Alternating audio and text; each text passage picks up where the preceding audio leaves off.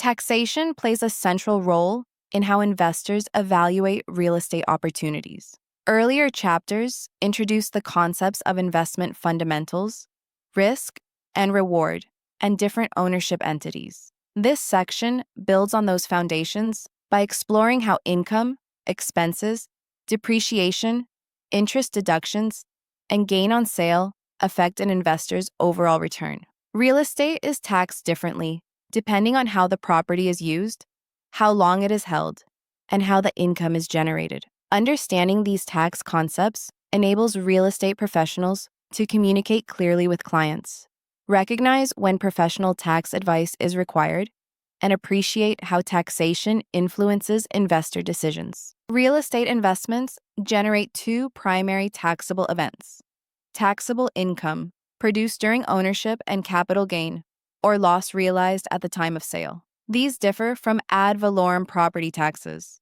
which are assessed based on value and used to support local government services. Real estate professionals must understand how investment income is calculated, how depreciation works, and how special tax rules such as Section 1031 exchanges can affect investor strategies. Taxable income. Taxable income from real estate investments is determined by subtracting allowable expenses, deductions, and exclusions from the gross income the property produces. Gross income typically includes rents, lease payments, fees, or other income derived from the use of the property. Allowable deductions may include operating expenses, management fees, repairs, utilities, insurance, property taxes, depreciation, and mortgage interest. This taxable income is then added to the investor's other income and taxed at the investor's marginal tax rate.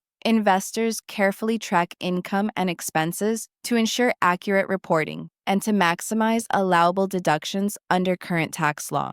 Because these laws change over time, investors often rely on tax advisors to help evaluate long-term impacts. Cost recovery, commonly known as depreciation, is one of the most significant tax advantages available to real estate investors. Depreciation allows an investor to recover the cost of income-producing improvements over time, reducing taxable income each year. Depreciation is based on the depreciable basis of the property, which includes only improvements, such as buildings and structures. Land cannot be depreciated because it does not wear out or become obsolete. The Internal Revenue Service determines the life of the asset and the amount that may be deducted annually.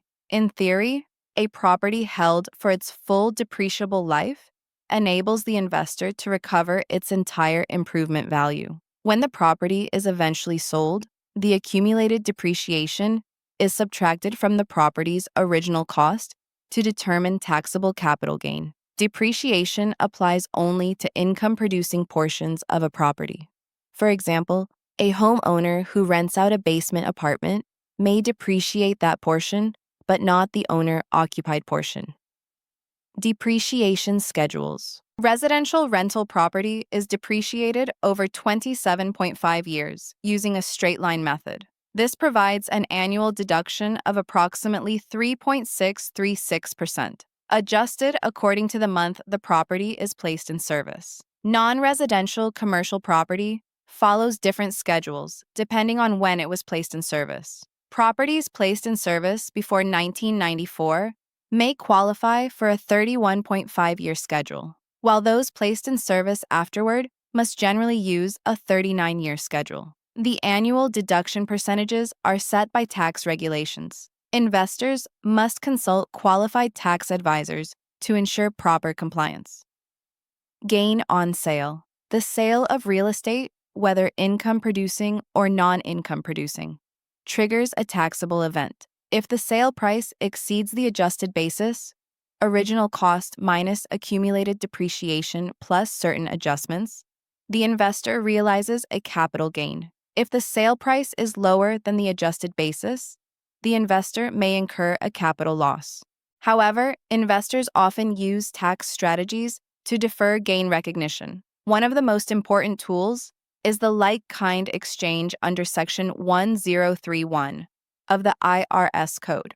also known as a tax-deferred exchange or Starker exchange. This provision allows investors to exchange one investment property for another of like kind, deferring capital gains tax until the replacement property is eventually sold. The exchange properties must be held for productive use in a business or for investment. Primary residences do not qualify.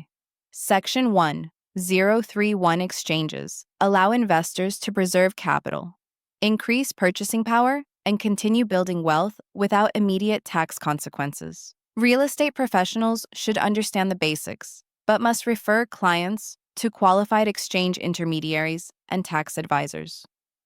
Interest. Mortgage interest is another key component of real estate taxation. Interest paid on loans used to buy, build, or substantially improve a primary or secondary residence may be deductible within certain limits. Home equity loan interest may also be deductible depending on use and loan structure. However, principal payments are not deductible. For income-producing properties, mortgage interest is typically deductible as an investment expense. Investors may deduct interest on loans used to acquire or improve the property up to the amount of net investment income generated. This deduction can significantly reduce taxable income, enhancing overall return. Passive activities. Passive activities are business ventures in which the taxpayer does not materially participate. Rental properties are typically classified as passive activities, even if the investor plays a limited management role. Limited partnership interests also fall into this category.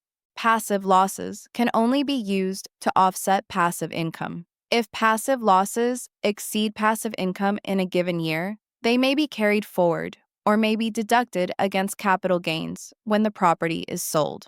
The passive activity rules were created to prevent taxpayers from using real estate or limited partnership losses to offset other types of income, such as wages or business earnings. Understanding passive activity rules is essential for evaluating cash flow, tax impact, and long-term investment planning. Review summary. Taxation influences nearly every aspect of real estate investment. Investors must consider how taxable income is calculated, how depreciation reduces taxable income, and how capital gains are determined at the time of sale. Section 1031 exchanges allow deferred taxation under specific circumstances. Mortgage interest can be deducted, enhancing returns for both homeowners and investors. Passive activity rules limit the use of investment losses but allow strategic tax planning when properties are eventually sold. Real estate professionals who understand these concepts can better guide clients toward informed decisions and recognize when expert tax assistance is needed. Discussion. Why is depreciation considered one of the greatest tax advantages of real estate investing? Answer. Depreciation allows investors to reduce taxable income each year by deducting a portion of the property's improvement value, even if the property is increasing in market value, resulting in significant long-term tax savings. How does a Section 1031 exchange benefit investors? Answer. A 1031 exchange allows investors to defer capital gains taxes by exchanging one investment property for another, preserving equity and enabling continued portfolio growth. Why are principal payments on a mortgage not deductible? Answer. Principal payments represent repayment of borrowed capital, not an expense. Only interest, which is the cost of borrowing money, is deductible. What is the purpose of passive activity rules? Answer. Passive activity rules prevent investors from using passive losses to offset other forms of income, limiting deductions to passive income unless the property is sold or special conditions apply. Closing remarks. Taxation is one of the most influential factors shaping real estate investment strategy. As markets evolve and tax laws change, real estate professionals must understand the fundamentals of taxable income, depreciation, capital gains, exchanges, mortgage interest, and passive activity rules. Your ability to explain these concepts clearly, while recognizing when professional tax advice is needed, strengthens your credibility, and enhances your value to clients. In the next sections, you will explore investment analysis techniques that integrate tax considerations into return calculations and long-term planning.